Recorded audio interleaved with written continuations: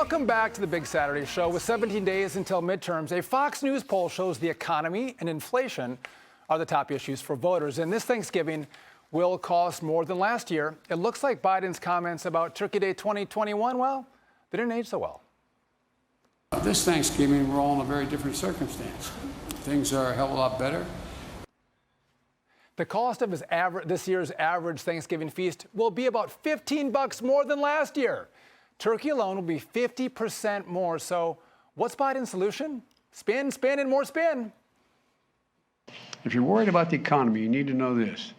The Republican leadership in Congress has made it clear. They will crash the economy next year. Everything they've proposed or are proposing will make inflation worse. Everything they're proposing will make inflation worse. It's MAGA trickle down. MAGA trickle down. The kind of policies that have failed the country before and will fail it again. Okay. Julie, so does Joe Biden think that every voter forgot about the 4 years of Donald Trump? He's saying MAGA, mega, trickle down.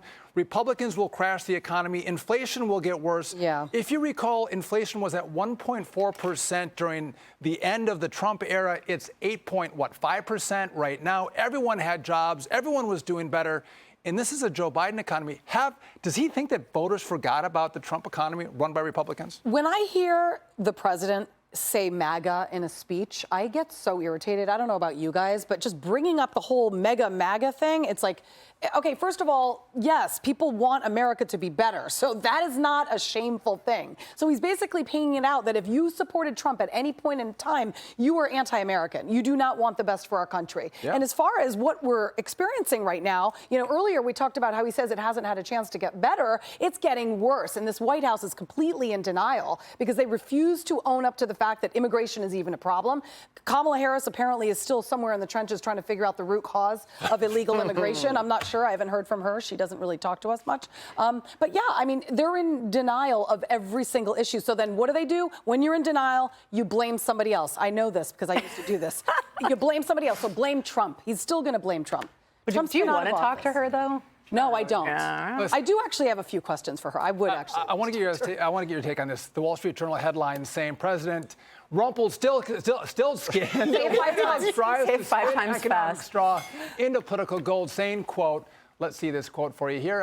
Let's see if we have it. The deficit would have been less than $1 trillion if not for his unilateral student loan cancellation.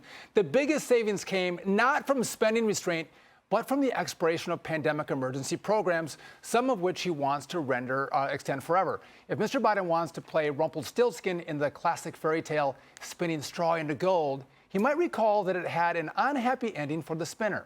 That could also be the fate of Democrats as voters render a verdict on November 8th. Lisa, good point by the Wall Street Journal.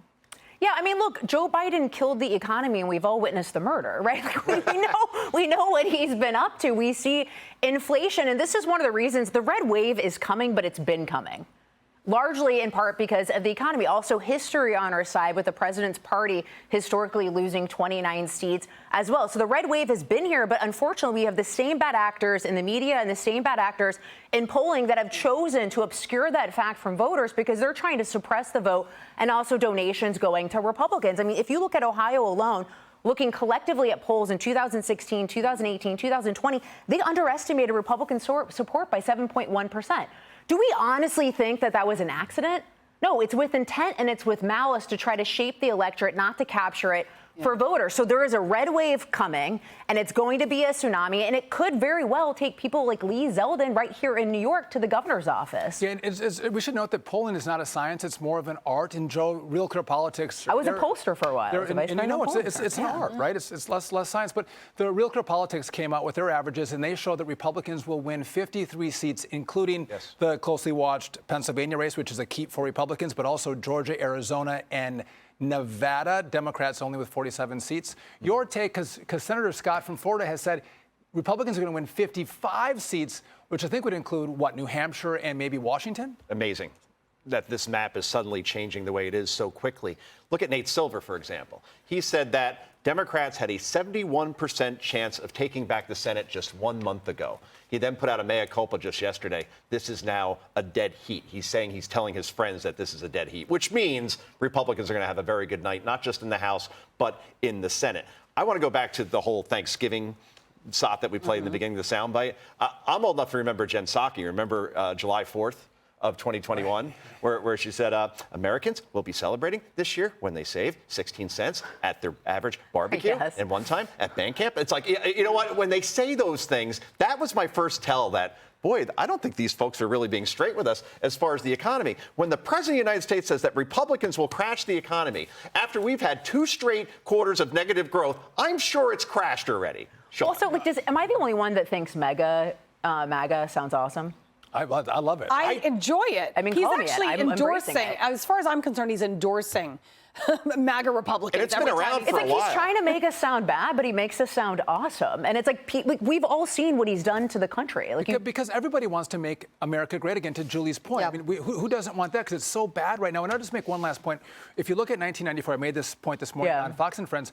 1994 and 2010, big Republican waves, they broke late. You're seeing the late break here for a massive wave. You wouldn't have called it a month ago, maybe 2 months ago, but you can see it right now. It's happening. And by the way, I did a mega MAGA trickle down in Panama City on spring break.